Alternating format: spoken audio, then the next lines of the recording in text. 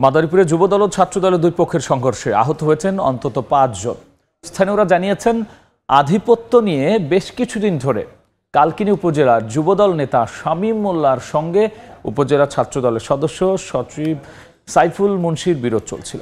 এরই জেরে দুপুরে পৌরসভার পাঙ্গাশে এলাকার সৈয়দ আবুল হোসেন বিশ্ববিদ্যালয় কলেজের সামনে দেশীয় অস্ত্রশস্ত্র নিয়ে দুপক্ষের লোকজন সংঘর্ষে জড়িয়ে পড়ে। এ সময় বেশ কয়েকটি হাতবোমা বিস্ফোরণ হয়, ভাঙচুর করা হয় বেশ কয়েকটি দোকানপাট। সংঘর্ষে উভয় পক্ষের অন্তত ৫ জন আহত হন। খবর পেয়ে সেনাবাহিনী ও পুলিশ ঘটনাস্থলে গিয়ে পরিস্থিতি নিয়ন্ত্রণে আনে। আহতদের উদ্ধার করে উপজেলা স্বাস্থ্য কমপ্লেক্সে ভর্তি করা হয়েছে।